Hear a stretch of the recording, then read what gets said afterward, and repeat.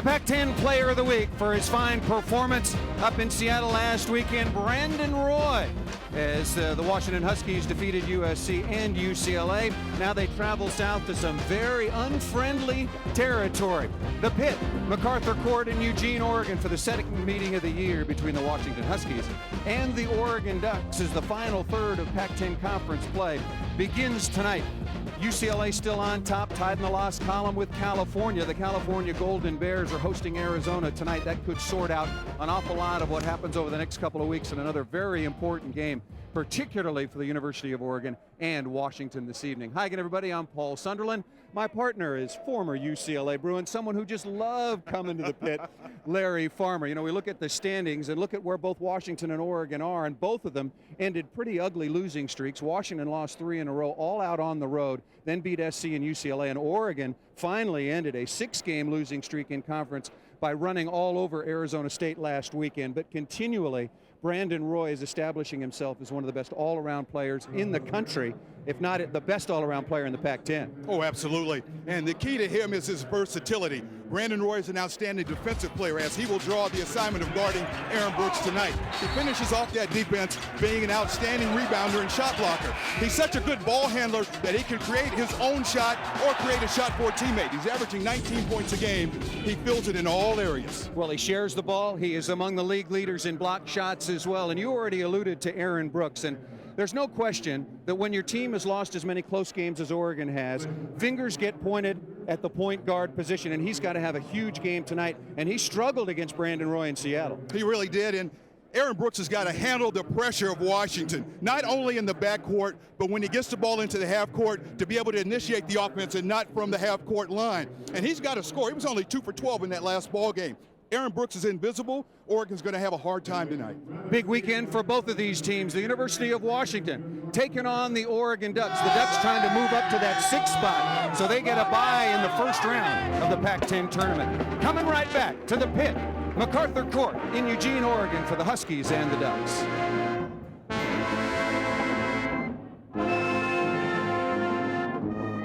Back at MacArthur Court, first action seen here in 1927. One of the oldest buildings in all of collegiate athletics. Washington out on the floor. Look at their starting lineup. Bobby Jones, John Brockman, the fine freshman. Mike Jensen will get his 3rd consecutive start. Brandon Roy, who we talked about, and freshman Justin Dentman out of Carbondale, Illinois, having a wonderful freshman season at the point guard position. And there is Lorenzo Romar in his 4th season in Seattle.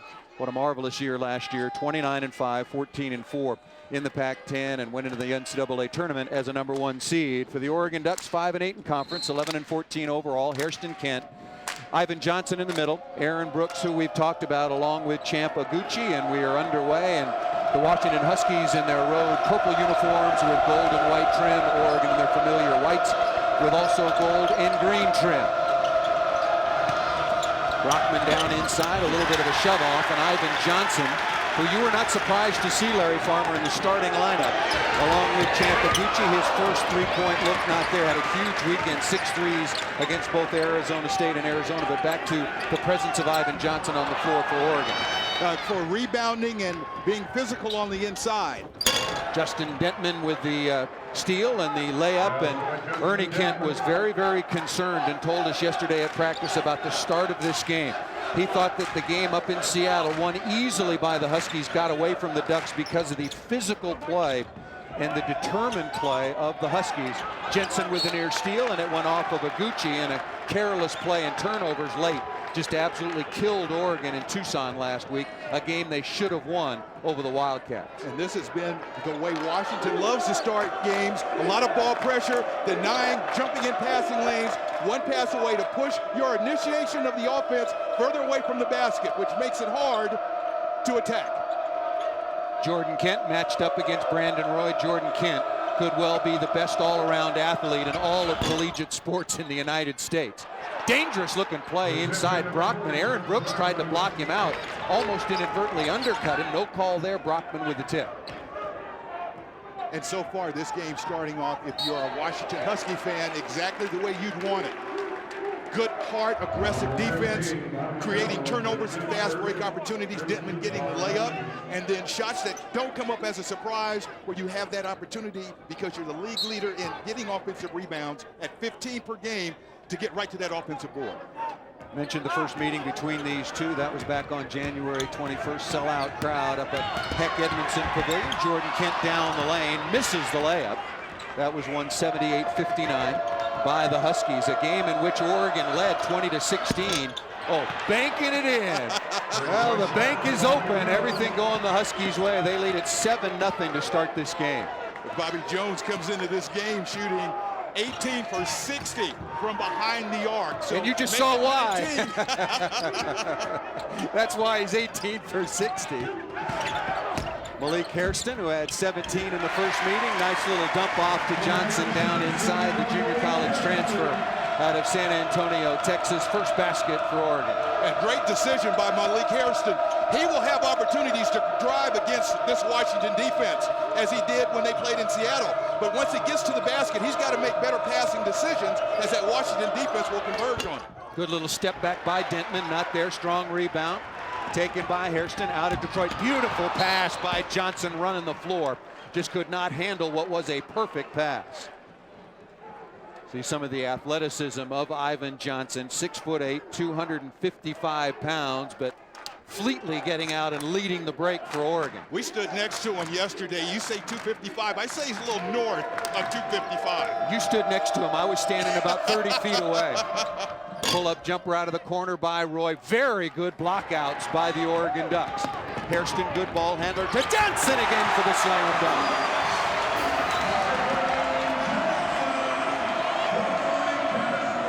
Ivan Johnson getting his 6th start of the season, and it's been a growing experience since coming out of junior college in Los Angeles. Bobby Jones down inside is called for the hook. Offensive foul and the turnover against the Huskies. And Bobby Jones can ill afford to pick up fouls where he's not thinking, and he's such a terrific perimeter defender anyway and has been plagued with fouls throughout his career. But you don't want to pick up an offensive foul, particularly one on the baseline where you really have no advantage. Jamal Williams wearing number 24 in purple just into the game now for the Huskies, and Lorenzo Romar, a starter all season long, but has been replaced in the starting 5 by Mike Jensen. And when we talked to Lorenzo Romar about that yesterday, he said, look, Mike's been around a long time, played in a lot of big wins for this Husky team, and he's an energy guy. He helps us get off to better starts. And that certainly worked against SC and UCLA. And then you bring Williams off the bench, and he comes in and he provides that scoring punch.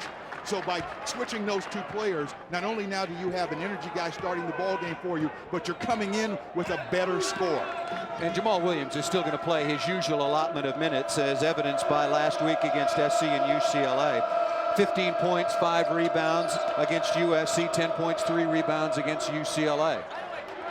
Jordan Kent contesting that entry pass to Brandon Roy.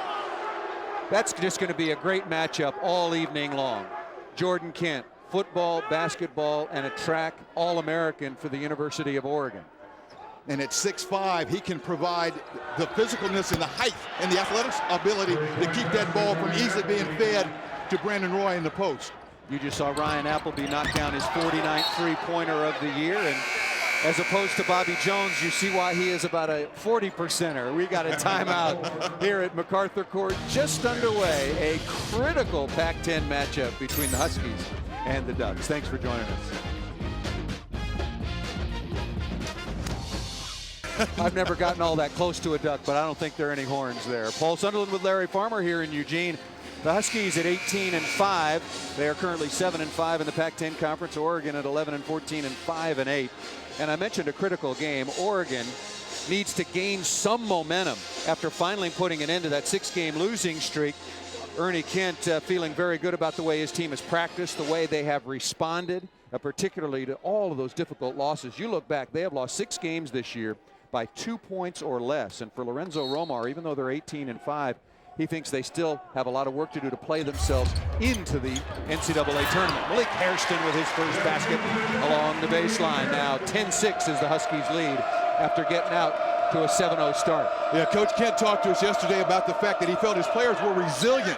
had one of the best practices on the road that they'd had all year long after they had gotten beat at Arizona, and one of the best walkthroughs. So he said it was a credit to his team and the character of his players. Mike Jensen just got a gift off the backboard. Everybody blocking out, battling with one another, and the ball dropped right in his hand.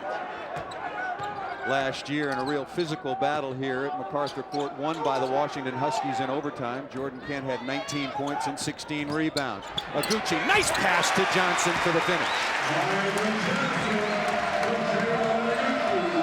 Champ Aguchi, starting in place of the injured Bryce Taylor, who hyperextended his knee in practice, will be out at least another week. Miss off the right side by Roy, and Oregon really playing quickly off the misses, which is what they want to do. Aguchi, pull-up jumper off the back of the iron. Well, Aguchi, more so known for his catch and shoot ability, just threw a nice pass and made a nice move in the half court.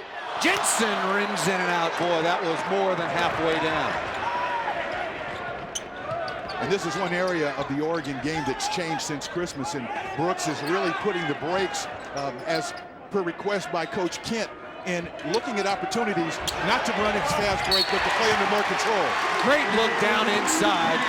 Hairston with a long-range pass finds Jordan Kent down inside, count the basket and the foul. Beautiful look by Hairston, his second assist. Hairston out on that perimeter, and he's doing a nice job of surveying the floor with Oregon spacing. He keeps his eyes up. He's not staring at his target, but with his peripheral vision, he can see more than one player. Aguchi with a nice backdoor against the Washington pressure. And that's one way to attack pressure, is to set screens or also to space and then make backdoor cuts. Aguchi good on the free throw.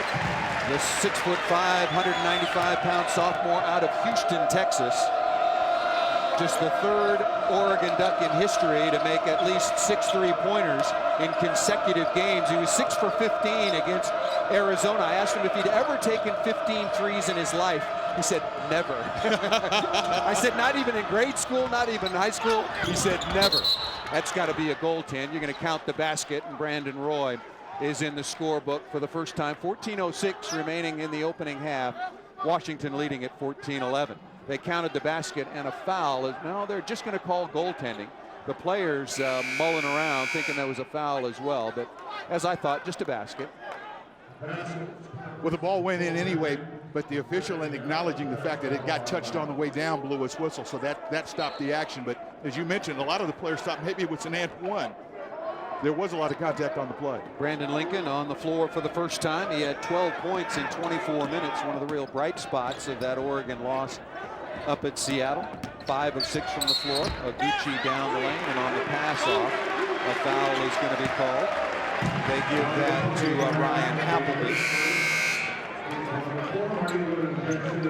And Marty Lunan, who has finally got both legs underneath him. And I allude to that because he's still in the process of coming back from a severely sprained right ankle against Stanford back in early January, but as evidenced by his recent play, back to nearly 100%. Johnson down inside. Beautiful playmaking by Malik Hairston. You got to find Appleby at the other end. He is automatic. That is terrible transition defense, and Ernie Kent is letting his team have it, and that forced him to call a timeout. You think this game's not important? Just look at Ernie Kent. Well, you come down and you execute just an outstanding pick and roll, and Malik Hairston, you have to be so aware of where he is. He drops that ball down to Ivan Johnson at the perfect time, so his big fella, all he has to do is catch and finish. Again, you see the angle, the pick, the catch, and then the roll. And Ryan Appleby on the weak side had wanted no part of Ivan Johnson. And then at the other end, Appleby quickly into the front court. One of the conference's best three-point shooters left unguarded just on a simple inbounds play after the basket. Ernie Kent was infuriated. Well, that was one of the areas that Ernie Kent talked about, how Washington physically manhandled him, and he talked about defensive transition, and he thought that in that first meeting in Seattle, Washington pushed the ball down the floor, backed that defense up, and then just bombarded him with either perimeter shots or the extra pass to the inside and an offensive rebound. So he stopped the bleeding really fast, and you've got to account for all shooters in your defensive transition. In that first game, won by the Washington Huskies, again back in mid-January, 78-59. The Ducks were out-rebounded by a margin of 42-26. Aguchi on the dribble drive lays that one up and in. So after a quick 7-0 start by the Huskies, it is now 17-15. Beautiful pass. Poor defense again on the weak side by Oregon. Brandon Roy with another assist. He averages almost 4 per game. You know, both of these teams, believe it or not, are very good half-court defensive teams. And just watching the baskets that have been scored by each team the last 2 possessions down the floor, and there's another one right now. The focus is at the other end, and I think whoever can settle down and start to play good half-court defense and start to put together a string of stops is definitely going to take advantage in this game. Jamal Williams throws up an air ball against the defense of Marty Lunan. Williams had 20 points and 6 rebounds in the first meeting on 10 of 14 shooting. 12:35 remaining in the opening half here from the Pitt MacArthur Court in Eugene, Oregon. Appleby with the tough assignment of guarding Malik Hairston.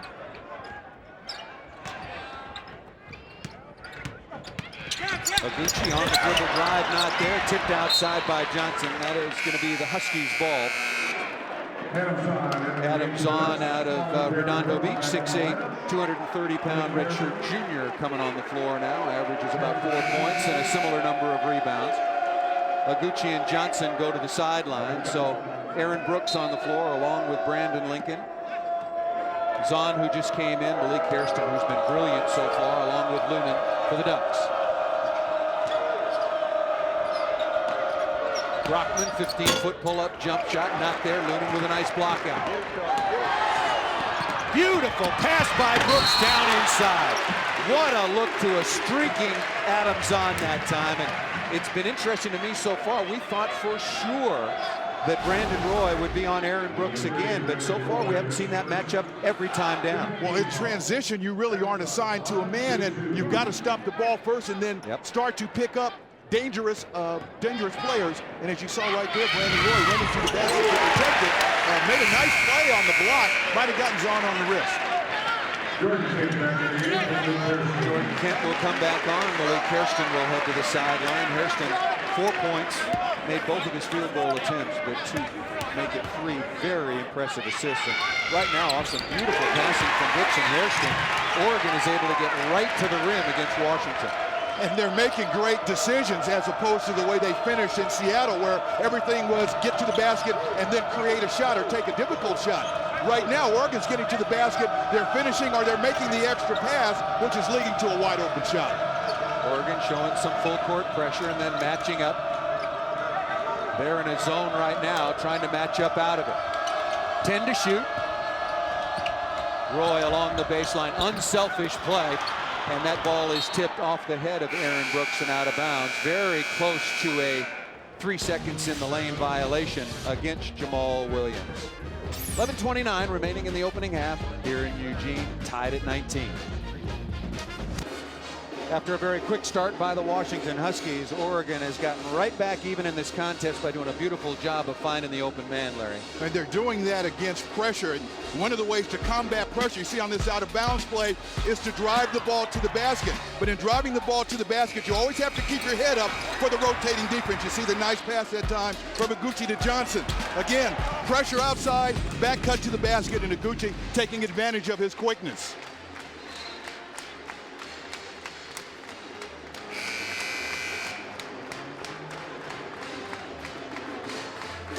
There is Ivan Johnson, so much expected and so much needed of this incredibly talented young man, again out of San Antonio, Texas. But his adjustment from junior college to the Pac-10 and the University of Oregon, a difference in lifestyle, a difference in system, has really been a challenge. And Ernie Kent says day by day he is getting better and better at all facets of being a college student and a college athlete.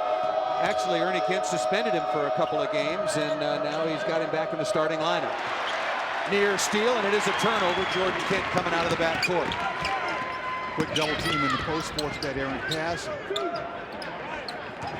So many teams have double team Washington this year in the post, and all season long they've done a very nice job of passing out of that double team, reversing the ball, and burning teams on the other side. So an adjustment will definitely need to be made, and not that skip pass cross court. Brooks, long three-pointer against Washington's zone. Long rebound comes up to Detman. Detman, a very good rebounder. Slap from behind, another turnover and steal by Kent. Oh, what a play getting back defensively by Bobby Jones. That looked like a sure basket for Oregon. And that's defensive transition. You turn the ball over, you get back, you protect the basket, you stop the ball, and then everybody else matches up. If you have a mismatch, you stay with that mismatch until time permits you to switch back.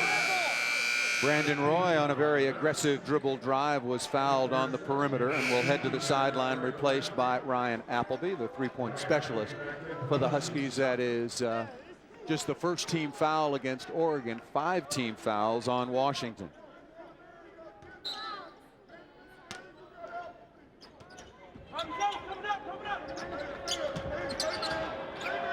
Boy, Jones faking that three-point shot after he banked that one in. Hairston really did honor that and played up on it. Detman, did he travel? Yeah, got down in the lane and just dragged that pivot foot a little bit. So a turnover for Detman, 5'11", 185-pound freshman out of Carbondale, Illinois. Going through the numbers, he's averaging 9 points per game, almost 4 rebounds. He is a very, very active freshman point guard. He said in high school he also played some football, and he's got that mentality. He's not afraid at that point guard position to go in and mix it up at the defensive end. And you always want your point guard to have the ability to rebound long and short. Gucci from downtown off the right wing. So Champaguchi, who went for 41 points, 21 against Arizona, 20 against ASU, gets his first three-pointer of the night, and Oregon has the lead now by 3. And Gucci's instant offense, you know, he made a free throw a couple of possessions ago, and that's the kind of play that can get him off. Jamal Williams, a well-defended turnaround jump shot. Lunan was right in his face, but that's just the kind of back-to-the-basket player Williams is, undersized at just 6'6". He had 10 points against UCLA, and his points are always of that tough variety. Doesn't get easy shots. They're always with that back to the basket or nice follow-up. Gucci on the deep curl, not there. Jones getting out defensively. Washington quickly out of the backcourt. 9 minutes remaining in the opening half. There's Williams. They think they've got something with Williams going against Zahn. Malik Hairston back on, takes the rebound. Better get up. Oregon's got numbers. Gucci finding his way. Oh, it hung on the rim. Wow. Oregon is doing a good job of getting some very efficient looks down inside. Detman forces, and Malik Hairston smartly slaps that ball out of trouble. Detman very close that time to being out of control and almost giving up that look. Zahn and John Brockman getting tangled up. A lot more of that aggressive play. And I think Ernie can't look. There's been nothing dirty so far, mind you. These are just two hard-nosed teams going after one another. And you've got Brockman and Zahn battling for position. A foul was called. But if you're Ernie Kent, you've got to like the fact that they are answering the aggressive play and the physical play of Washington. So important, not only for a team like Washington that's such an outstanding defensive and offensive rebounding team, but you're looking for confidence here. Beating Arizona State, Coach Kent told us, gave his team a certain measure of confidence. Now you're back at home. You can't be at home and allow the other guy to be the first one that draws blood, so to speak, or initiates contact. You've got to be the initiator. So when you get fouls like that, boxing out, setting hard screens, you like to see that as long as you just don't continue to do it and hurt yourself. Malik Hairston just picked up his first personal foul, defending the low post against Bobby Jones. Jensen to inbound, dangerous play, and in about, well, less than 2 seconds off the clock, Malik Hairston just picked up his second personal foul, and Ernie Kent just said, hey, Malik, you got 2, settle down now. You see the ball coming in, and Hairston thinks he's got a play on the ball, and so instead of seeing man and ball so he knows exactly where Jones is, he plays the ball, makes the contact, an easy call to make by the officials. I think that's a costly foul and maybe a silly mistake as Appleby off the bounce steps back on Aaron Brooks. So Appleby now has half a dozen. When Appleby can catch it and then put the ball on the floor and step back and get that 3 off, creating enough space, he feels that his quickness cannot be challenged by the man defending him. He becomes even more of a factor on the perimeter. Washington zone defense again. Johnson can make that shot off the front of the iron. Look at Malik Hairston. You know, I was just about to ask you, Larry. Hairston with those 2 personal fouls. You cannot lose him.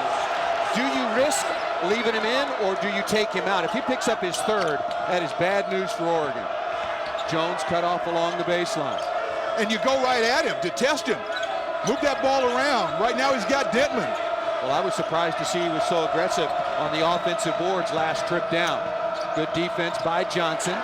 Brockman takes a very difficult shot. Jordan Kent loses his balance. Does he call a timeout? A timeout is taken. That's a coach's son. It's got to be. And his dad's right there. He's going, Jordan, call a timeout. You would think that maybe he might not be listening to his dad, but he certainly is listening to his coach.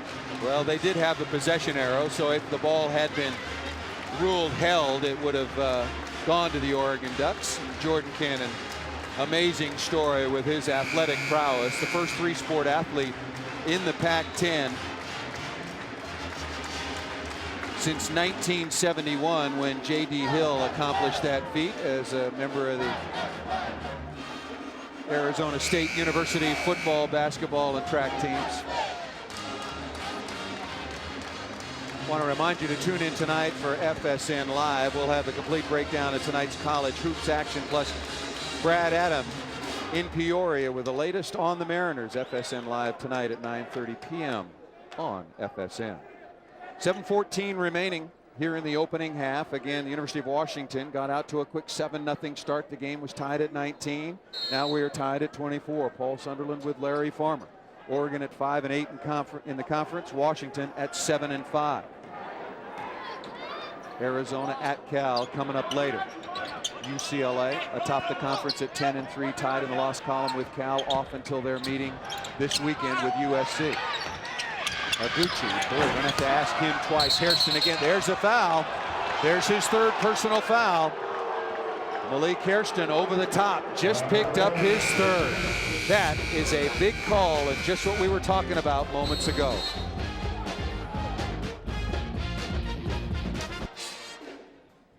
Welcome back to Eugene. MacArthur Court in the pit, tied at 24, and usually pretty intense matchups between University of Oregon and Washington, and last year's game here on February 10th was no different, and it was a marathon game here at the pit, and it was physical.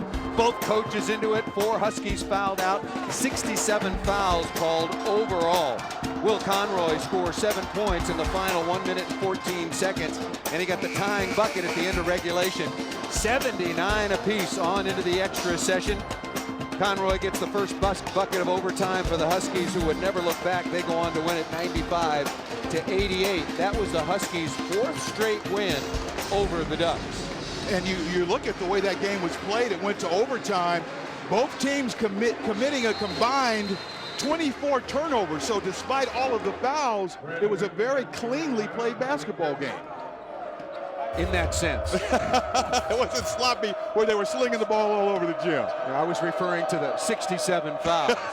Maybe that's a lot. Well, Malik Hairston, who really helped get the Ducks rolling with his beautiful passing and rebounding, now on the sideline.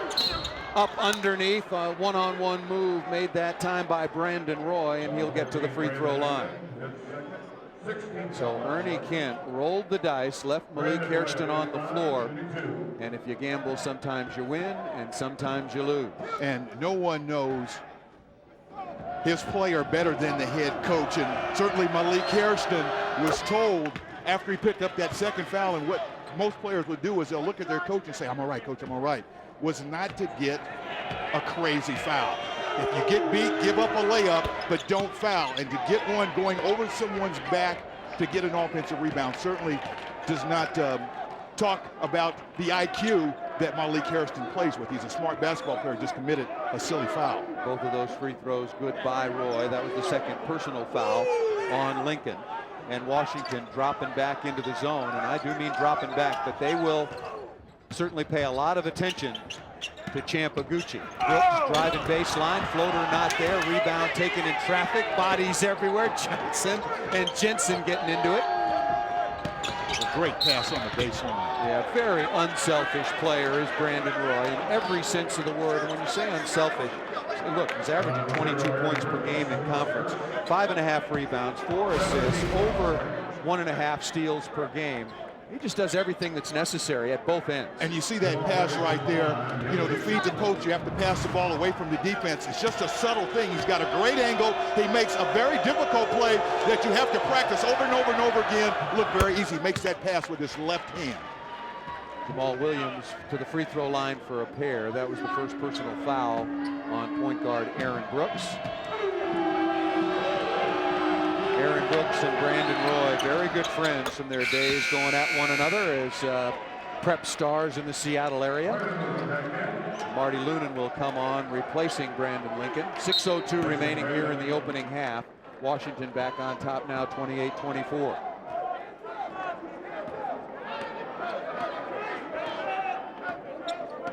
Washington stays in this zone defense. It's to force Oregon to shoot from the outside, but for right now, Oregon playing with great patience. They set up and run a play involving screening and man movement. And so far, they've gotten the shots that they've wanted against this zone defense. From dribble penetration, getting down in the lane. Nice play. Handoff from Lunan back to Aaron Brooks, and Brooks looks very comfortable right now, running the team, getting good looks, and knocking down open opportunities.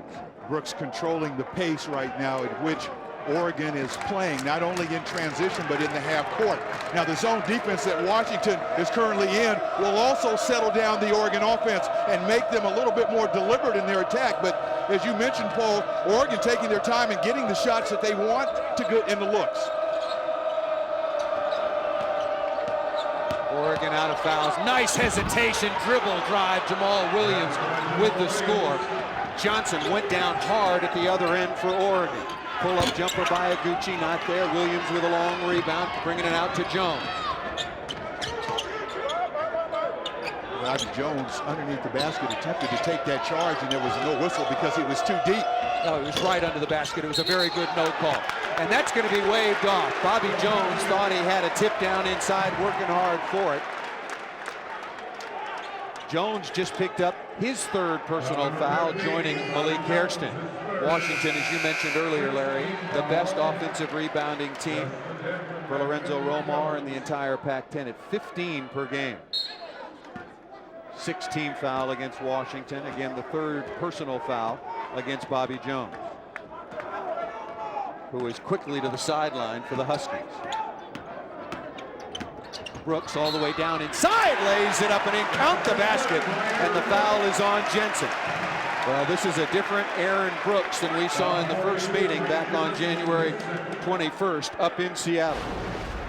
Aaron Brooks attacking the defense. You see him right there. He's coming right at you. That nice hesitation move gets him head and shoulders around Jensen. Jensen really having no choice except to reach out and foul him. You see right there against his own Kent with that subtle screen, which allows Brooks the angle now to get to the basket. Brooks, as you mentioned, playing with a lot more purpose.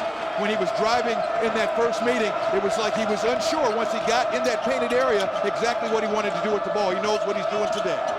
Crossover dribble, Williams pull-up jumper. Oh, he gets a soft bounce. That was a very difficult shot. Both teams shooting it extremely well. Oregon at 57% and Washington at 52% so far. 4:15 remaining in the opening half. Boy, Jamal Williams really worked hard on that jump shot all over the summer and made some subtle changes in it, and you can see the benefit on that, the soft touch with that floater. Already with 10 points to lead all scores. Down inside, Ivan Johnson again.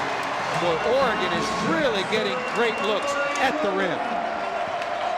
And they're exploiting mismatches. That time when Washington double teamed, it left Appleby trying to defend Johnson in the low post. Pull-up jumper by Appleby, misses that one off the side of the iron. Ivan Johnson now leading the Ducks and joining Jamal Williams in double figures with 10. Nice steal that time by Williams. Roy running right side. Very smart pull-up jumper. Didn't want to force it against the smaller, quicker Brooks. Just used his size. Very composed, mature play. No question. Got it right into the high percentage scoring area. Didn't want to push it where he brought the official's whistle in, whether it's charge or block. Elevated over the shorter defender in Brooks. Took an easy shot. Brandon Roy now with half a dozen. Appleby has 9 off the bench. Boy, and that's another area. You talk about versatility. Brandon Roy just making great perimeter decisions. Well, look at the points off turnovers, and there is another turnover. And in a 3-point game, you look at the advantage that the Huskies have off Oregon miscues, and you understand why they are on top. Paul Sunderland back with Larry Farmer. Sellout crowd here at the pit. 9,087. MacArthur Court was built in 1926. The first game January 14th. 1927, Oregon defeated Willamette University. I believe that's in Salem, Oregon, by a score of 38-10. I know during my 3-year career as a player at UCLA playing for Coach Wooden, we had absolute wars in here at the pit, and the pit had a reputation that I was quick to learn about as a freshman, because they said it was across the street from a graveyard, and if you didn't play well, that's where you wound up. Williams down inside, jump hook right over the top of Marty Loonan. Jamal Williams having a brilliant first half. 5 of 8 shooting, already 12 points. Down inside, missed by Oregon. Joel Smith on the floor for the first time. Quickly into the front court now is Justin Detman. Williams, perfect entry pass. That was probably the easiest chance he had. He just didn't take his time. Loonan in traffic, and how many bodies have been on the floor already? Credit to both coaches, coaching staffs, and the teams. Again, realizing the importance of this game. If it's played out the way these games here have been, every possession is going to be important. Loonan on the dribble, working against Brandon Roy. Still plenty of time on the shot clock. Iguchi off the dribble down inside, butchered from behind, and no foul is called. Wow. Joel Smith getting away with one that time on the baseline. Iguchi with the nice hesitation move. You see right there, he gets by Smith, and right there, wacko, take your pick. Smith got him first, Rockman got him second. Loonan steps back, and I guess there is some karma, because certainly there was a foul on that play. Loonan with a jump shot off the perimeter. 36-33 is Washington's lead. Oregon led once at 22-19. Williams feeling it, and Brandon Roy knows it. Boy, what patience Williams that time. I thought he rushed the easiest shot, and you mentioned that he had all game long, shot it quickly, but you saw the patience, the maturity that time on the play. Ivan Johnson working down inside, comes up to set a screen, wants the ball, flashes down inside. He really wanted the ball that possession and was looking at Champ Iguchi to deliver an entry pass, and worked hard, got some space, and now he will shoot one plus the penalty for Oregon. Johnson at 255 pounds, and as I mentioned, I think he's a little north of that, is so active, and you know, a man his size is going to create space anyway, but he's so agile, he can make those cuts to the basket, and he's good enough, he's got great hands, and he's good enough to catch it 3 or 4 feet outside of his comfort zone and still make great decisions and try and finish. Pretty good free throw shooter. He's got the complete package physically, there's no question. He's got a nice stroke, obviously a big-time college basketball and maybe professional basketball body. 65% free throw shooter, an unusual style, stands, I don't know, about a size 17 away from the free throw stripe. But good rotation and knocks down both of them. And you remember in years past, Wilt Chamberlain, when he felt that he was so strong from that line that all of his shots were hard or back iron, would step off the line and shoot his free throw. So a page out of old school right there from Ivan Johnson. Except it didn't do Wilt any darn good. Timeout is taken by the University of Washington, a 30-second timeout, 1:03 remaining. Been a good game so far.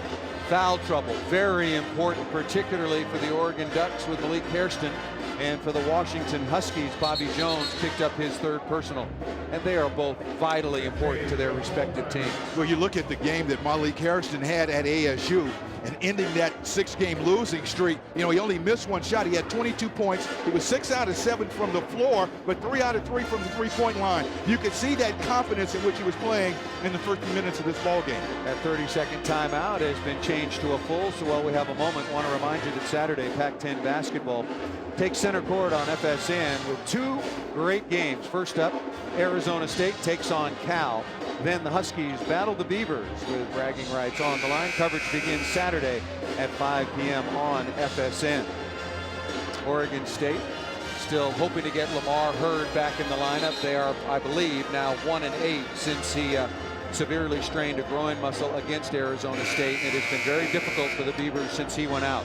Overtime loss against Arizona State. Overtime loss at home against USC. But they are not an easy out.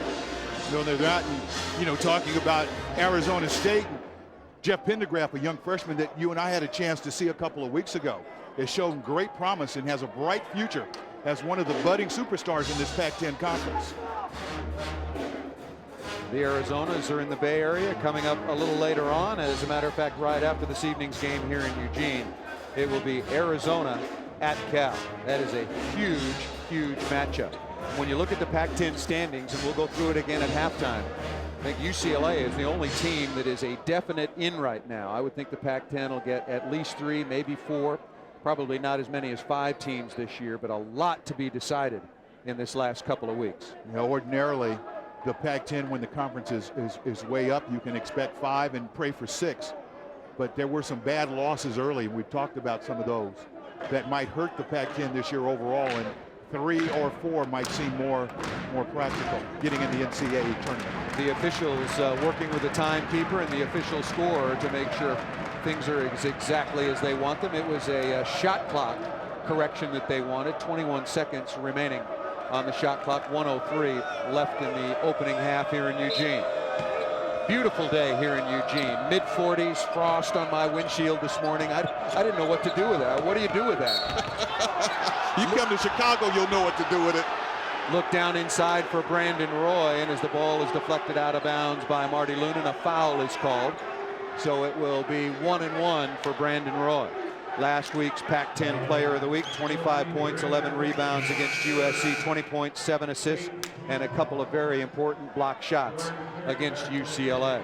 Brandon Roy has really turned the aggressiveness up on his game, and he came into this ball game averaging about 6 free throw attempts per game, but over the last 5 games, he's getting to the line 9 times per game and shooting 80%. So he's figured out ways to help his team. When you think about going through that losing streak and then beating both UCLA and SC, Brandon Roy getting to that free throw line has really been important to his team. 9 free throw attempts per game. You think about that in a 40-minute college game, he averages about 35 minutes per game, and it's 1 plus the penalty. It's not like the NBA where every time you go to the line, you're shooting twice. That is a remarkable total and a credit to how much he's doing for his basketball team in yet another area. Brooks back on. It was trapped near midcourt, and bumping foul that time by an over-aggressive Joel Smith. But now Washington went back to their man-to-man, and as soon as they did, it was Brandon Roy on Aaron Brooks. And a quick trap and ball reversal, and Washington does a nice job of trying to shut down those first 3 outlets. Smith just a little bit too aggressive in trying to intercept the ball. You make a split-second decision when you're an interceptor. Do I knock it away, or do I just jump the ball and continue to apply great pressure? And that time Smith with the unfortunate contact. Both teams are over the limit, so Iguchi will shoot 1 plus the bonus. Good on the first. Smith goes back to the sideline for the Huskies. 45 seconds remaining in the opening half. Take a look at the Pac-10 standings and a lot of the key matchups remaining in the last 2.5 weeks of Pac-10 play, so be sure and stay with us at halftime. Both free throws good. Washington a chance to go 2 for 1, and Jordan Kitt swats that shot out of bounds. Well, that's why he's on him, because he's quick, he's unselfish, he's aggressive, nice stance, stays down, doesn't leave his feet until Brandon Roy leaves his and quickly gets up. If he doesn't block that shot, he can apply enough pressure to force maybe a difficult shot or a miss.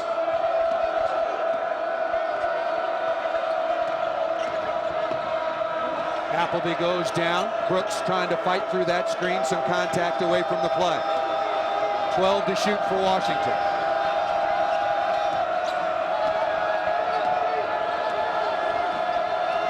Four to shoot, 3 to shoot. High screen coming from Williams. Doesn't know it.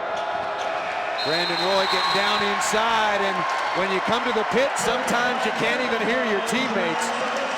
And that is a very surprising mistake for a senior like Brandon Roy. Now Oregon with 4 seconds remaining. Brooks looking up. Has that shot rejected. Roy with the steal in the first half will come to an end. So not a couple of spectacular plays to close out what was an exceptional half of basketball between Washington and Oregon. So we're going to step aside. The players will head to the locker room with Washington on top of Oregon by a score of 40-37 at the break.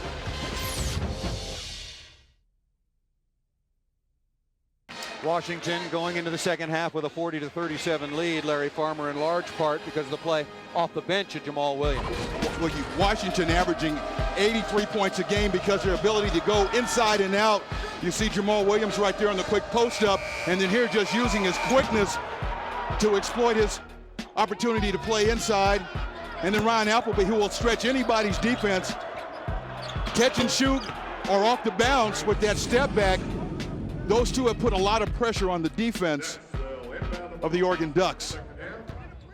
There you see Williams and Appleby, so that's 23 quick points off the bench for Washington. And for Oregon, Malik Hairston did a brilliant job passing the basketball to really get Oregon started. And Ivan Johnson running the floor. He was inserted into the lineup to add some physicality. He's done that. And I thought Iguchi really gave the Oregon Ducks a boost with his backdoor cuts, and everybody knows that he's an outstanding three-point shooter. Back underway in the second half. There's a backdoor cut. There's Iguchi laying the ball up and in. Beautiful delivery by Jordan Kent. Set play, start the second half. You know that Washington's going to come out with a lot of bounce and immediately start to pick up and pressure. Iguchi backdoor layup. Malik Hairston has to be very, very careful. If he's beaten on a play, he's just got to put his hands in his pockets. He cannot get an early fourth foul. Play with the kind of maturity that allows you to play your man before he catches the ball, whether it be on the perimeter and post, and then play with the smarts to understand I'm going to create the most difficult shot for the player I'm guarding as I possibly can without foul, and then box out. And Washington just went right after that matchup. They saw Hairston was on freshman John Brockman, threw it over the top, and he had a nice jump hook. Beautiful pass again. Oregon is doing a wonderful job sharing the ball. Well, Iguchi coming into this game averaging just over 1 assist per game is really using the defense against. You got to guard Iguchi on the perimeter, so he's coming out and putting the ball on the floor because you guard him so closely on the perimeter. That allows him to drive, and then he just sets that pass down around Brockman. That pass had eyes on it. Right there, goes around Brockman, who comes over to help, and that leaves Kent wide open on the backside for that layup. That was the 11th assist on 16 baskets for the University of Oregon. And on the year, Oregon is 7th in the Pac-10, averaging just under 14 assists per game. A 5-second call against freshman point guard Justin Dentman. And so that was a turnover that gave Oregon the basketball and a chance to retake the lead. You see Bobby Jones on Iguchi with his third foul. He's got to play smart as well, and Iguchi taking advantage of that by using his ability to put it on the floor and drive. Another nice pass on the backdoor cut. Hairston gets on the floor after it. 4 seconds to shoot, and the ball. Tough catch, tough chance for Johnson. He was cutting to the basket. Brooks saw him, was a little bit behind and high. And there are a lot of players on the floor that can make that catch and finish, but when your big guy gets his momentum going, you've got to hit him in a position where he can catch the ball and then finish. And that pass, as you mentioned, by Brooks, slightly behind the big fella, but he comes back with the steal. Look at that play by Ivan Johnson. Take it, big fella. Got out in the passing lane, went behind his back. He is a fine talent, just a lot to learn. Oh, another nice looking pass by Malik Hairston off the double team. So Oregon has found a way to spread the floor, get some backdoor cuts, make the extra pass, and getting shot after shot at the rim. Mike Jensen picks up his third personal. When you play against teams like Washington that are terrific defensive teams that will pressure, you understand that spreading the floor and back cutting neutralizes some of their quickness and aggressiveness. Difficulty bringing the ball on the floor. Good news for Washington. Jamal Williams comes off the bench for Mike Jensen, who picked up his third foul. Iguchi from long range. His second three-pointer. He adds to his total. He now has 14. Make it 15. Iguchi, known as instant offense, out of George W. Bush High School, where he averaged 20 points a game, and he loves that three. Brandon Roy backing down inside on Kent, offensive rebound. Second chance point that time for Washington's Jamal Williams, who now has 16.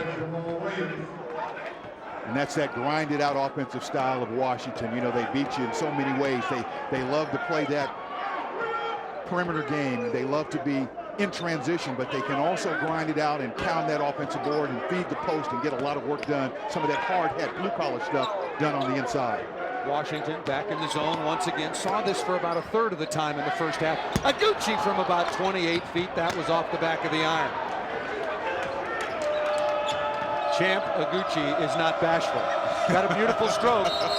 Dentman is cut off that time by Aaron Brooks, who's called for the blocking foul, and Aaron picks up his second personal. Well, I thought Brooks did a very good job of moving his feet and staying in front of Dentman on that play, but there indeed was some contact. And if you're moving laterally, oftentimes the referee will allow one bump on that dribbler, but 2 or 3 will generally draw that whistle. Boy, Justin Dentman playing with so much more confidence offensively. You know, he had the breakdown in the Stanford game where he inadvertently fouled late in that ball game, but since then, he's shooting 58% from the floor and averaging 14 points a game. So he's turned a negative into a positive, which is great for a freshman, certainly for a freshman in his thought process. Beautiful pass, Brockman attacking the rim, and Hairston absolutely smart play. Just let him go. There's some good young point guards in the Pac-10 Conference. And about Derek Lowe, who's good for Washington State, back in the lineup, only a sophomore. Ande Obaka is playing exceptionally well. Farmar.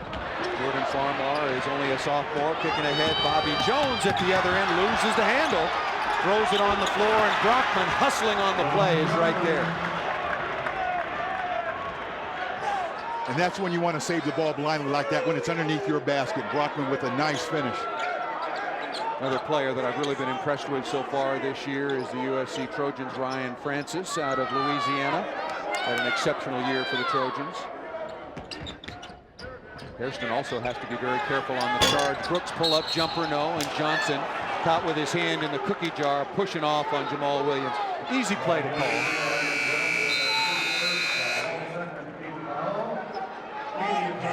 So the second half just underway, 15:32 remaining, and Washington leads it 48-44.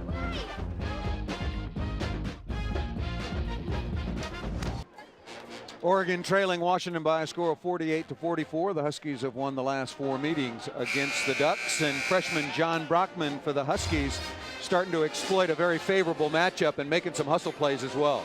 He puts himself in a position where he's either going to get a rebound or have a chance to make a catch, and right there you see him just attack the basket, realizing that, you know, Hairston has foul difficulty, but just a great play right there. The slide by the man he's defending in the post. He's trailing the play because all good rebounders assume that every shot's going to be missed, so he runs Bobby Jones down. Bobby Jones with a smart play, saving it underneath his own basket. Brockman right there again, the right spot, converting that basket in transition.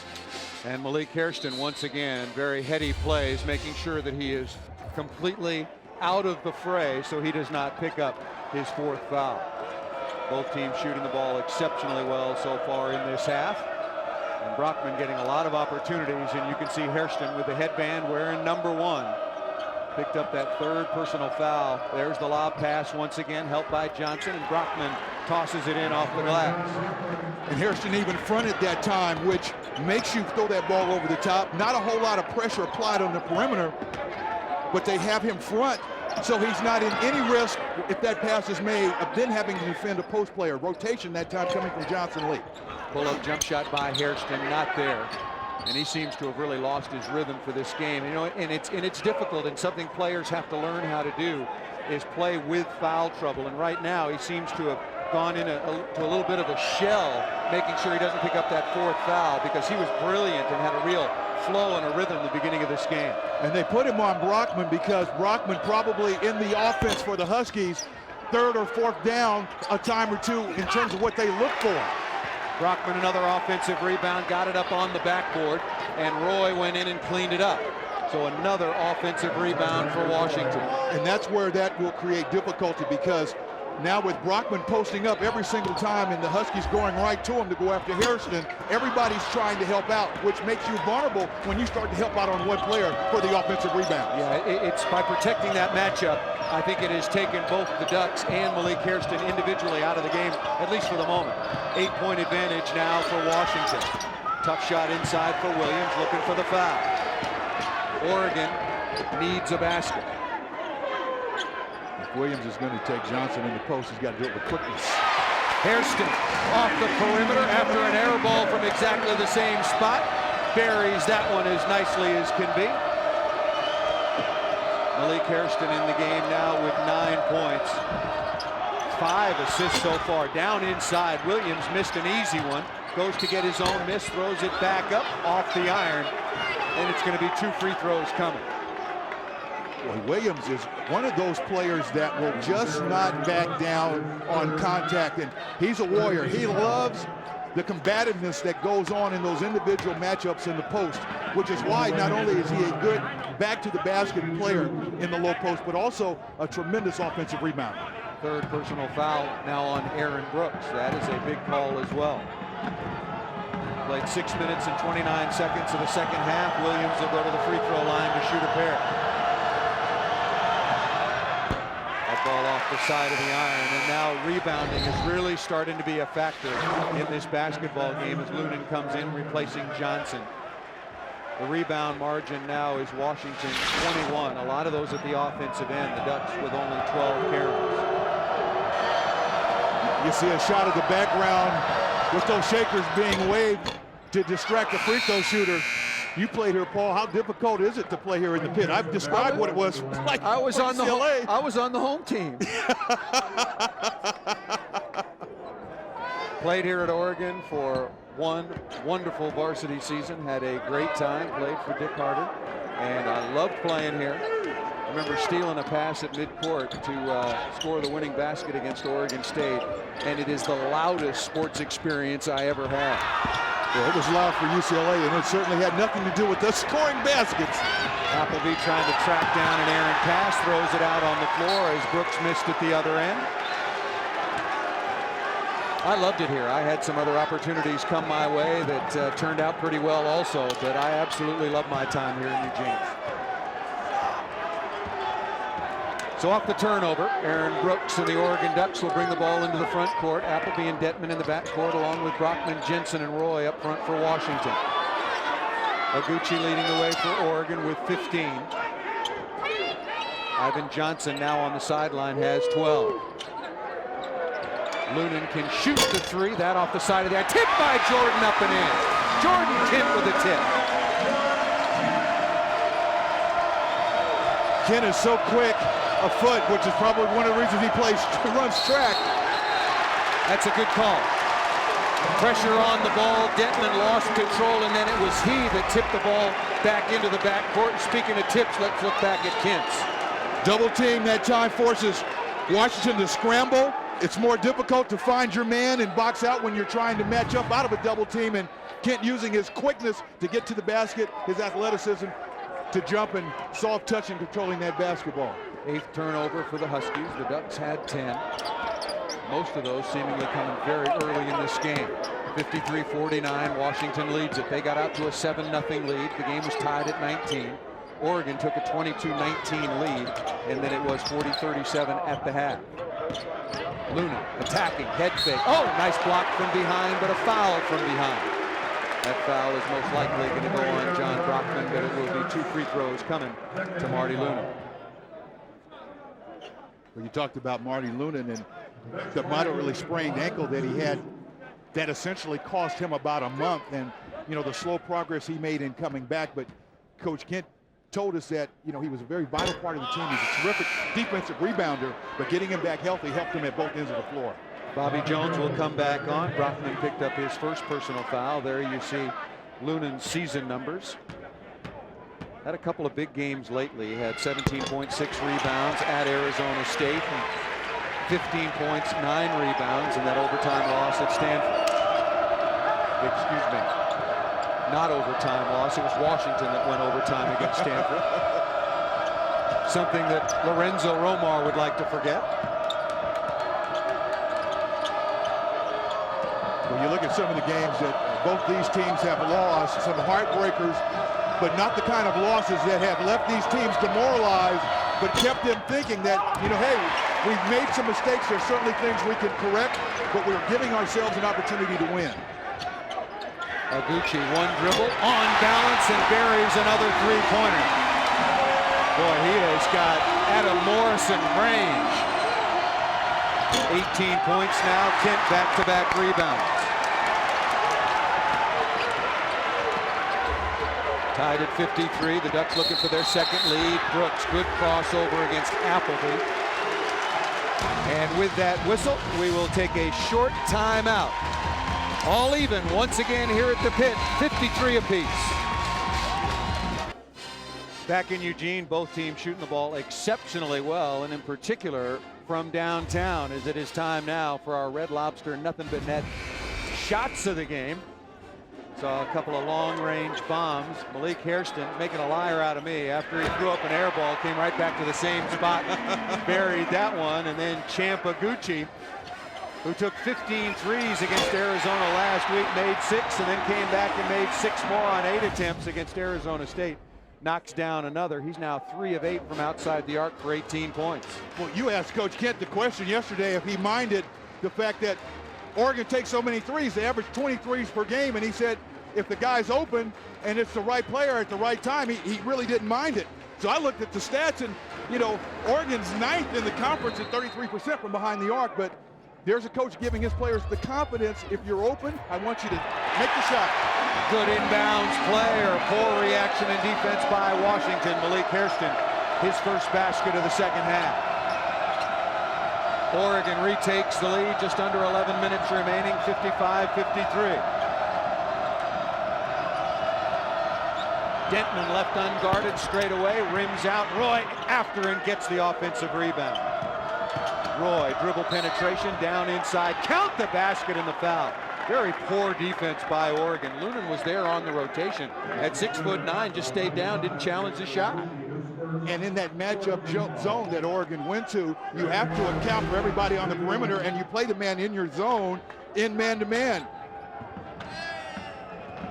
Brandon Roy just driving to the basket, and the defense, especially a zone, has to collapse, and you either force him to charge or make an extra pass, and that was like the Red Sea party. Brandon Roy is going to take advantage of that every single time, if not scoring, getting to that foul line. And I know Lunan is still not 100%, but at 6'9", he's got to go up and challenge that shot. You cannot allow a three-point play there. Maybe take the foul if you have to. Noguchi now being guarded by Denton on the perimeter. If you're Brandon Roy, that's just what the doctor ordered. This crowd got back in the ball game, and all of a sudden you silence them with the end one. Washington back on top, 56-55. Noguchi, that looks... Oh, he's a champ in anybody's book the last couple of games. His given name is Chamberlain, goes by Champ. Either way, it's pretty good. Either way, that was right down the center. Roy double team down inside, ball is loose, he's got it, held ball, and it's going to be Washington's basketball on the alternating possession arrow. Boy, Bobby Jones tried to burn a timeout when he saw that there was a possible tie-up to maintain possession, not understanding that the arrow was pointed for his team. So either way, a smart play by Washington. They were going to maintain possession right here. Jamal Williams comes back on and will inbound. Williams in the game, leading all Husky scorers with 17. Brockman has 10, all coming in the second half. Brandon Roy has 13. Ball saved on the floor by Jordan Kent.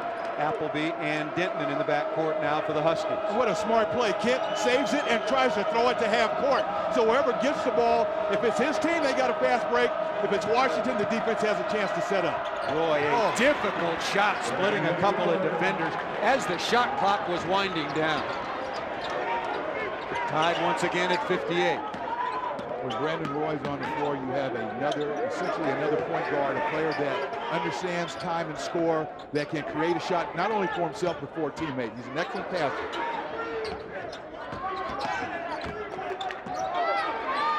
Noguchi on the curl, he thought about it.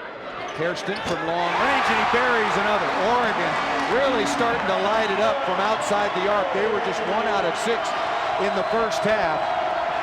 They have made 4 of 7 here so far in the second half. And that was not a wide open shot, a very difficult and contested 3. Appleby tries to answer no. Kent battling on the boards, another, oh! Kent slaps it out of there.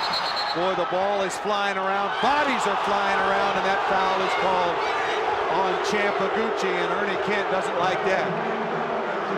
Players going after it, bodies flying, hitting the deck. another look at a great defensive play inside. Boy, Kent jumps early, and so as soon as that ball is exposed, that's the old Michael Jordan. I'm right here waiting for you. He stays in the air so long he can do it. Swats it toward his end, so again, he doesn't foul and knocks that ball away from the basket that his team is guarding. Second personal foul on Kent. That was the 15th foul on Oregon. 3 team fouls now on Washington. 8:42 remaining. Brandon Roy to inbound. Fresh shot clock for the Huskies. Washington at 18-5, 7-5 in conference. The Ducks at 11-14 overall, 5-8 in the Pac-10. Oregon in that zone defense. Roy along the baseline, and he stepped over the end line. So a turnover. Brandon Roy is going to go over and visit with the official. Thought he was bumped a little bit, and he might have an argument. The officials this evening are Randy McCall, Mike Littlewood, and Tom Spitznagel. That matchup zone defense for Oregon is so much more like a man-to-man. It's more aggressive than your traditional zone, but a smart defense to get Malik Hairston in where he's not going to be so exposed in a one-on-one where Washington can take advantage of that matchup. Aaron Brooks forcing the issue. He knows he can take Appleby off the dribble, so the larger defenders off the high screen and roll are having to jump out and hedge, but as soon as he recognizes one-on-one, he's going to the rim as Appleby picks up his third person. And that's where Appleby's got to be really smart, and as a two-guard playing that one-guard defender is get off another step and a half and test Aaron Brooks' ability to shoot the outside shot contested as opposed to playing up on him, allowing him to use that quick first step to get around you. Brooks, an 80% free throw shooter, knocks that one down. Had a totally forgettable game against the Huskies back on January 21st up in Seattle as Appleby heads to the sideline. 11 points, but just 2 of 12 from the floor. Second in the Pac-10 in assists at 4.5 per game. Makes both free throws. Now Oregon with their biggest lead of the night at 5, 63-58. They're back in man-to-man, and Hairston is back on the inside, guarding Brockman. And he has yet to pick up his fourth foul. He can play. That's a near travel on the perimeter. Offensive rebound taken by Jones, and he smartly resets. Brandon Roy. Oh, what a move! Just sifting his way through the defense of the Ducks. You know how you stop that? That's at the next level at the association where you got guys like Shaq rotating over. That's a big-time move right there. That was a brilliant move. Obviously, we will show that for you once again. What a play by the league's best all-around performer in Brandon Roy. One defender? Nope. Two? Nope. Maybe three. Beautiful play by Brandon Roy. Brandon Roy doing more and more, if that's possible, for his Washington Huskies. And watch him negotiate the defense, and he's doing that at full speed, and he's got so much agility that he gets the ball exactly to the spot on the floor in between all of those defenders that he wants. He finishes with the left hand, but he just mesmerizes the defense and caught everybody from Oregon initially flat-footed.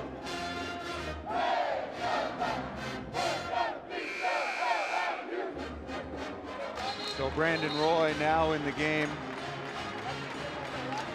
Another solid performance. He's got 17 points, 6 of 11 from the floor, perfect from the free throw line, and offensive rebounds as this game wears on, becoming more and more of a story. The Huskies 13 offensive rebounds, Oregon only 3. You know, and Coach Romar told us today when we spoke to him that, you know, after the 3 road losses and then the Huskies coming back home to beat USC and UCLA, that he felt that they went into that USC game with a healthy fear, that respect for opponents, and he wanted that to carry over here where his team played with a lot more confidence. Brandon Lincoln driving it down. It's beautiful play by Brockman. Washington with all kinds of numbers at the other end. Layup not there. Boy, did the Ducks dodge one. A race for it. You know who's going to win that. Bodies flying. Brandon Roy, a brilliant job getting back on Jordan Kent. Oregon leading 63-60 as we approach the 7-minute mark of the second half. Both teams doing a nice job of defensive transition on successive plays. Bobby Jones down inside, a beautiful feed by Jamal Williams. Jones saddled with foul trouble as well. He picked up his third in the opening half. Boy, and Bobby Jones throughout his 4-year career, one of those players that has always played well against Oregon. Averaged 12 points a game in all of the games home and away against Oregon, but he's shooting 62%. So sometimes it's just how you match up against the team. Brandon Lincoln back on the floor now. Look at Kent do a job down inside. No foul is called. Wow. A lot of contact inside again. Errant pass down the sideline. And Oregon will have the basketball. And Ernie Kent is beside himself. And I thought for sure that his son Jordan was going to be going to the free throw line. Ivan Johnson will be coming back on, replacing Jordan Kent. Jordan Kent's tired. Can you imagine keeping up his schedule? Football mixed in with basketball at the end of the season, the Liberty Bowl, then back to the basketball team, then out on the track team where he earned All-American honors last year. And oh, by the way, he's got to go to school and, you know, live a life. You combine all of the practices that he has to be a part of and how hard he has to work to be proficient, to be an All-American like he is, and a contributor like he is to the 3 sports. His body has absolutely no time to rest or recover itself. So just a remarkable athlete. Only senior on this year's Duck squad, Brandon Lincoln, headed to the sideline. Nice article about Brandon in the local newspaper today here in Eugene. These are his last 2 games here at MacArthur Court as a member of the Ducks. Hairston working on Bobby. Oh, beautiful pass to Lunan, who lays it up and in. I mean, another assist for Malik Hairston. He now has half a dozen. And if there's what the biggest difference, in addition to Oregon's aggressiveness in this second game and the first game, is Oregon's decision-making, in particular Malik Hairston. Again, he was just so baffled when he would drive against that Washington defense in Seattle as to what to do at the finish. And right now, he's making great passing decisions. Easy play to call. A couple of Huskies going over the back of Ivan Johnson. That foul was on John Brockman, his second personal. Hairston right there with the nice dribble drive. He's under control, so he's not going to pick up a cheap charge with that swarming, converging defense of Washington. And he's finishing, either scoring, getting open shots, or he's making that extra pass because he's collapsing the defense with his penetration.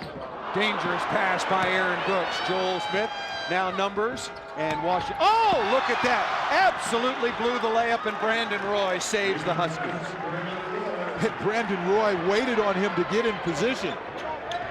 Malik Hairston at the other end, and Aguchi is going to be called for going over the back of John Brockman. 5:02 remaining here at the pit in Eugene, Oregon. Paul Sunderland with Larry Farmer. Oregon leading at 65-64. With Joe Smith missing that layup. The last 5 games he had 2 did-not plays and scored a total of 4 points. He had been a player early on that had been in the rotation. As Coach Romar takes him out, there were some words exchanged between Smith and Johnson. Cooler heads need to prevail, and I believe with the contribution that Smith's been making in this game, that's why Coach Romar took him out.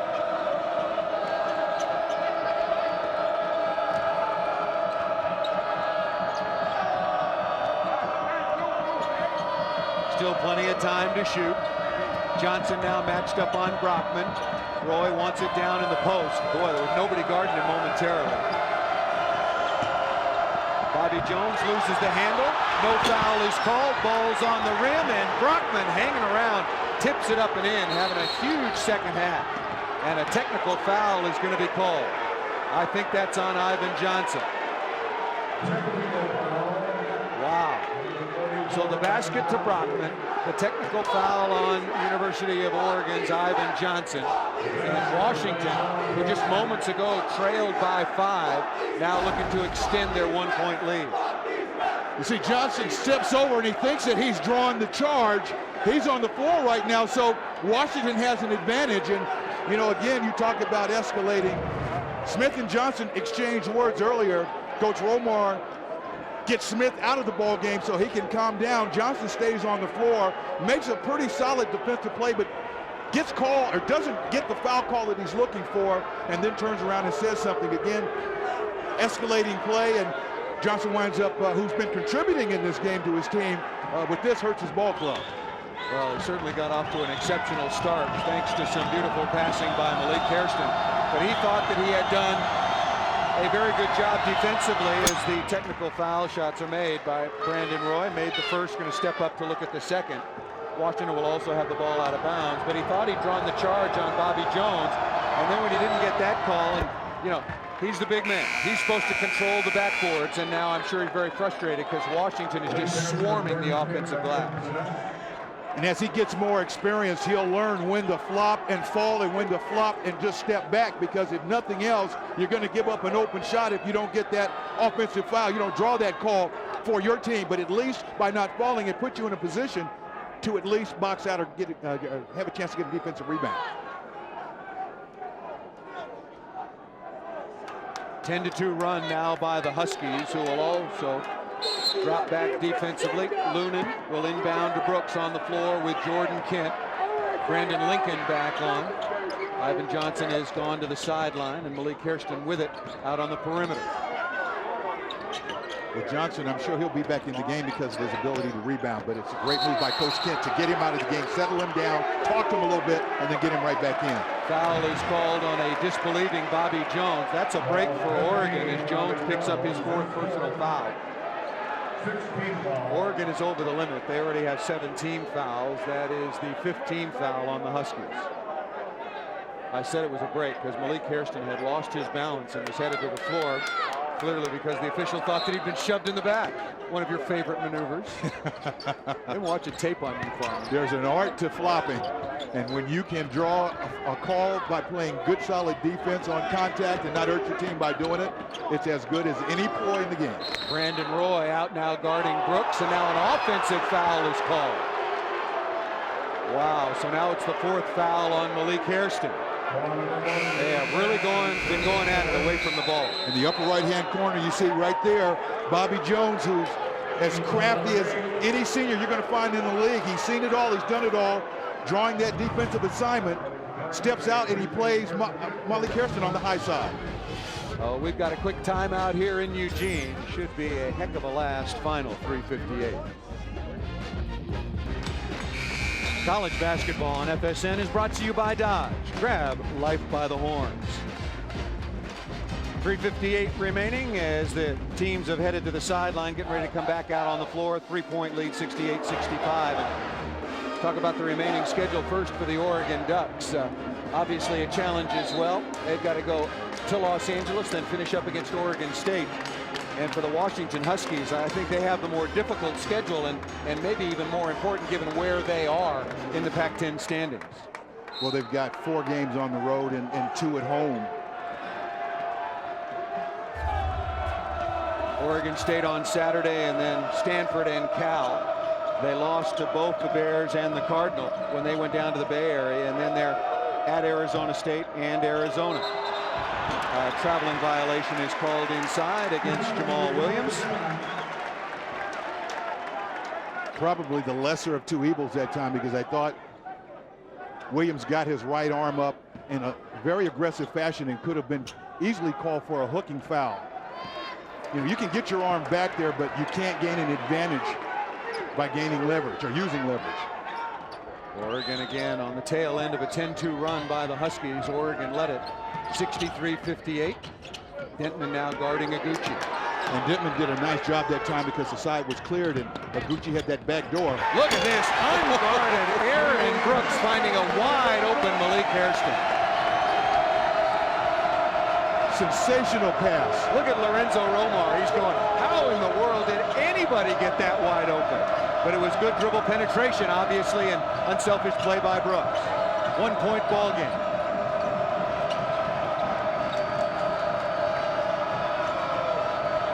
Soft man-to-man defense by Oregon.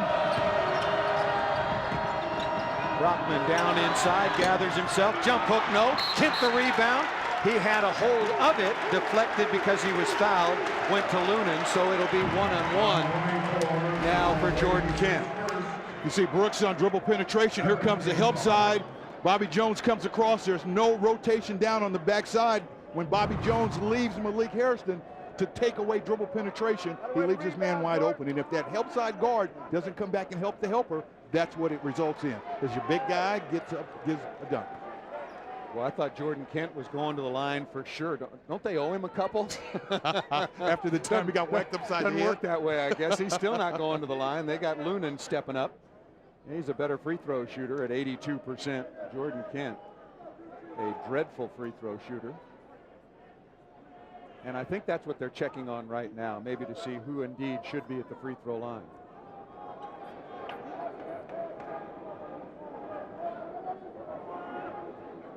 Very interesting. Very interesting story about how Jordan Kent goes to the free throw line. About Jordan got his first name. His dad's from Illinois. You think Chicago, you think Michael Jordan. You would be dead wrong. You would be, because Coach Kent coached for 6 years in Saudi Arabia, and he named his son after the river Jordan. So there's a lot of biblical implications there. Well, now let's see if he is flowing at the free throw line, which he hasn't been doing so far this year. 68-67, the Huskies leading the Ducks. We'll be right back. 2:47 remaining, and as we both thought, Larry, it will be Jordan Kent at the free throw line instead of Marty Lunan. Lunan at 82%er. Jordan Kent, a 20% free throw shooter, just 3 of 15 on the season. So no wonder why they were trying to get the better free throws. That's just, hey, what is it? If you're not cheating, you're not trying? And that's well within the rules to condone that, have some confusion as to who should be at the line, and where there might be some confusion, if you can catch that as a coach, you send your better free throw shooter to the line. But oftentimes the opposing coach is the guy that's going to catch it. In this case, the officials doing exactly as they should. They go to the monitor, they see who the foul was assessed on and to, and that way they get the right guy at the line. Well, and good work by the officials. Just getting it right, that's all that matters. Hey, I lost a ball game at Washington State to George Raveling one year in overtime because Raveling, believe it or not, switched his foul shooters on me. No. He did. Rav wouldn't do that. Oh, in a heartbeat.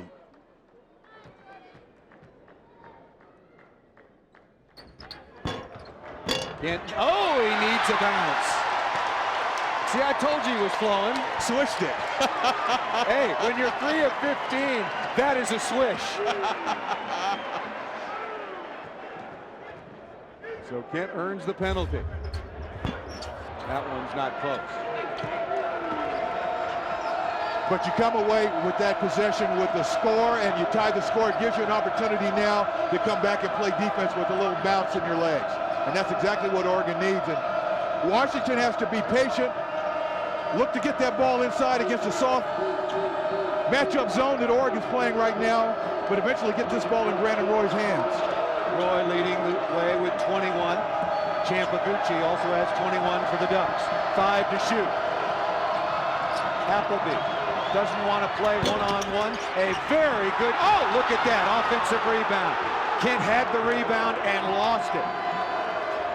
Bobby Jones steps inside, forces it up and in through Marty Lunan. Tough make by Bobby Jones. And the Washington Huskies have called a timeout with exactly 2 minutes remaining. So yet another offensive rebound by the best rebounding team in the conference. And how demoralizing is this? You make Appleby take that very difficult shot, and then it's just a matter of who wants the ball more. Bobby Jones just out-muscling the interior defense of Oregon, and then he's rewarded. He comes down and makes that nice flash from the help side to the strong side. There's a lot of contact on this play, but he uses his lower body so he can explode up through that contact, gets a pretty clean look at the basket, and is able to finish. Were you surprised at all by the timeout taken by Lorenzo Romar? After the good make by Bobby Jones, it was Lorenzo that called the quick timeout. He saw something in his defense that he wants to make sure that he talks to his basketball team about. You know, you made the point of the backdoor play or the dribble penetration play and how wide open the backside of the Husky defense was. They might have changed how they're going to attack the screen and roll or their rotation to simplify things, so right now they're not vulnerable to that dribble penetration. It's time to talk about close losses once again for this year's Oregon Ducks. 6 games this year they have lost by 2 points or less. Their last 3 Pac-10 conference games they have lost by a total of 5 points. And it goes back to what we talked about the Oregon players not getting down on themselves, but putting themselves in a position to win, and so you have a far better case to make as a coach, as Coach Kent has made, when your kids have a chance to win but don't. Bobby Jones, who just made that big basket for his Huskies, has fouled out as Malik Hairston will go to the free throw line after being knocked to the floor. As you see right now, both coaches huddling. One of the new rules is after a foul out, you have 20 seconds. So coaches have to get their guys over quickly. The referees are to blow that whistle fast, so now the coaches aren't taking advantage of the rule that you can take your time and bring in a sub for a player that's fouled out. You got 20 seconds to do it. Taking advantage of it, just not as much as when they had more time. That might as well have been a timeout. Well, 20 seconds shortens the length of time the coaches were taking in the past to make that substitution. You know, they were talking to their players, so it was a timeout. They were trying to ice the free throw shooter by taking a little bit more time, so a lot of strategy went into the way players were substituted. Malik Hairston, his first free throw attempt of the evening so far, up and good, so he will earn the bonus. Now has 17 points, a career high 6 assists. And this building, again, one of the great buildings in all of college basketball. Here it is, a tie game with 1:40 left. And excuse me, but it's very quiet in here. Relatively speaking, we got the students right behind us, but it's not like the old days. And boy, I'll tell you, the Ducks need it right now. In basketball, you can awfully draw from your crowd and the adrenaline and the emotion that comes from playing this great game of college basketball. Brandon Roy working one-on-one, spins inside, pushed off with the left hand. Battle for the rebound, big call, and it'll be the Huskies basketball. Timeout situation. The Ducks have 3 timeouts. Washington has 2 left, and it'll be a fresh shot clock. Off that spin move, Brandon Roy uses the right hand. He's allowed to put it in a natural position when he releases the ball. The fans behind us thought he pushed off or held off, but you're allowed again to do that. Roy understanding time to score, trying to get that ball into a position where he can get a layup. These two teams played overtime last year in this building. Washington has defeated the Ducks 4 straight. Roy on the dribble, down inside. Oh, it's swatted away. Offensive rebound, back up and in. Brockman is having his best half of basketball as a member of the Huskies. Dribble penetration by Brandon Roy. Brought the help side defender over who blocked the shot, but that left absolutely no one to box out Brockman. Roy doesn't use the screen and attacks Brooks on the baseline. You see Lunan coming over, and when Lunan leaves Brockman, if the help side guard doesn't help the helper, that's what happens. He comes over, stops penetration, Higuchi with the block, and Brockman's free to use all of his aggressiveness to get on that offensive board and get the putback. You see the reaction on the bench. Brockman now with a dozen, 10 of those coming in the second half. 42.8 seconds remaining, 72-70, the Huskies leading. When we talk about in your breakdown drills on defense, that double switch when a player gets beat baseline and your big player rotates over to stop. If you're that help side wingman, you've got to rotate down and cover your big man. We call it helping their helper. And that way the only pass you give that baseline driver is a cross-court pass, which you can then recover to. Second chance points. Washington Huskies 26, Oregon 4. That's the game right there. With that number, it's amazing that Oregon is only down by 2. That is an incredible differential. And when we talked to Coach Kent about it, he thought the 2 areas that had carried his team through a lot of the games where they didn't shoot the ball well was their ability to play defense, and also the fact that they had done a very nice job all year long on the boards. Well, tonight so far they are being doubled up by Washington, 35-17 in the rebounding battle. Champagicci on the floor, Malik Hairston, Brooks at the controls, Jordan Kent along with Marty Lunan for the Ducks. Brandon Roy out guarding Brooks. And Dittman on Hairston. Oh, what do they call it? They called an offensive foul. Wow, that's foul number 5. So Malik Hairston, who was playing brilliantly until he got in foul trouble, will leave the game with 18 points and a career-high 6 assists. I really believe he looked up and he recognized that he had Justin Denton on him, and he wants to get that ball as close to the basket as he can. Wow, that is a very, very tight call, irrespective of the situation. Justin Denton did a good job of moving his feet, but he flopped on that, and he drew the official's attention, and the whistle was blown. When you're defending on the perimeter, you're allowed lateral movement. You can move, you just can't step in. You see the movement right there. As long as Denton is sliding to the side, if there's contact made, it's still not automatic as it used to be in the old days. He's allowed a position on the floor, and when the game became quicker and stronger and bigger and faster, an adjustment was made, because in the old days when we played ball, you had to be stationary in order to pick up that charge. But now, as long as you're sliding laterally or even sliding back, if the offensive player forces a contact, then the defender can still draw that offensive foul in that case. I was much better under the old rules. So was I. When you had to be stationary. But you know, Larry, about that call though, 31.8 seconds remaining. Very little contact. Look. Players make mistakes, officials miss calls. It's part of the game. But wow, remember that call, no question, in terms of who wins and loses this game. And Hairston, in that case, once you lower your shoulder, you really put yourself as an offensive player at a disadvantage. If he keeps his head up and that contact's made, maybe on the upper body, you don't get any call at all. So Justin Denton, the freshman from Carbondale, Illinois, moves his feet and draws a 5th foul against Malik Hairston. 31.8 seconds remaining. Both teams are over the limit. When the Huskies had difficulty in this situation when they played UCLA at home, late game, get it in against the press. And finally they foul. They inbounded with 31.8 seconds remaining, and now there's 25-4, so 6.4 very valuable seconds off of the clock. And it'll be the Huskies going to the free throw line as Champaguchi picks up his 4th personal foul. And Denton, the number 3 free throw shooter in all of the Pac-10 at 83%. And that's where you want your point guard to be. You want him to be a clutch free throw shooter and a good one, because so often in these late game situations, your point guard's going to have the ball.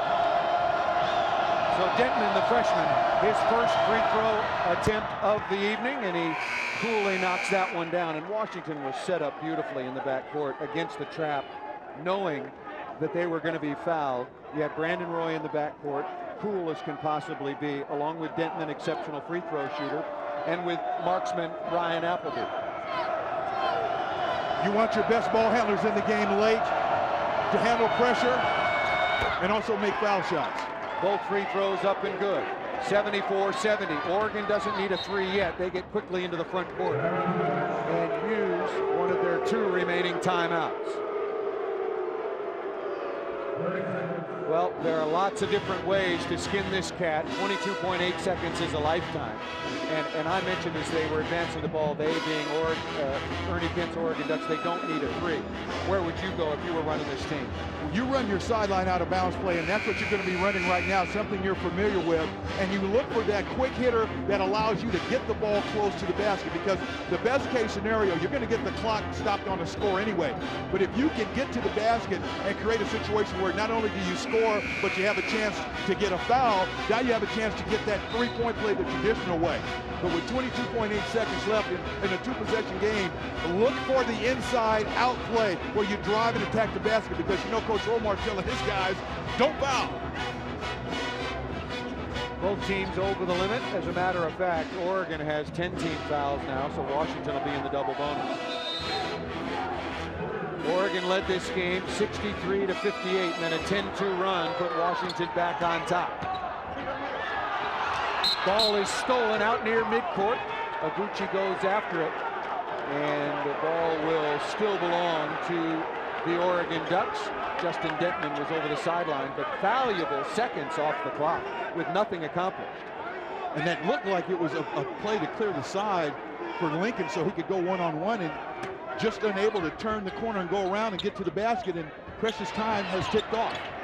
Brooks gets down inside. Nice pass. Basket up and good. Oregon quickly calls a timeout. So Oregon will take a timeout. Now it is a 2-point game. And, of course, Oregon will foul as soon as possible. And everything that Oregon did that time right here with Brooks was to dribble, penetrate early on in that possession, to drive to the basket. Aaron Brooks had an open shot, but getting the ball closer to the basket, understanding that Romar's telling his players not to foul, and if we can drive, they're going to let us go. Score, stop the clock, get a quick timeout, now set up our press. Look to go for a steal. You know that if you don't get the steal, you've got a foul right away. But if you go after the steal and you get a part of his arm and you don't get that whistle, now we have a chance for a steal, and again, taken right to the basket, we got a tie game. Oregon has used their last timeout. Washington still has one remaining. Brandon Roy so far on the night, perfect from the free throw line at 7 for 7. Justin Detman, the freshman, just hit a pair. Both teams shooting free throws exceptionally well. Washington 12 of 13 overall. And Roy's taken out of bounds. He can run the baseline. And Appleby's back. They got a foul. Again, time off the clock, down to 10.2 seconds. You know, and Detman, who's an outstanding free thrower, so you certainly don't mind the fact that he's going to the line. If he passes that ball back to the inbounder, Brandon Roy, now, instead of it being at 10.2, Roy's going to dribble the ball to the opposite side of the court and then force the foul on that side, and probably another 3 or 4 seconds would have had a chance to elapse. So Detman will shoot a pair. Boy, we talked about it, the number of close losses for the University of Oregon. 6 total so far by 2 points or less as Detman misses the first. So it'll be a 1-possession game. Make or miss this free throw. Again, Oregon with no timeouts. And with 10.2, that's really tough to squeeze in 2 shots. Second free throw is good. Brooks will take it coast to coast. You look for Iguchi. Oregon needs a 3 to tie. Brooks picks up his dribble. Lunin running out of space. Throws it up on the way and no good, and Oregon loses another heartbreaker.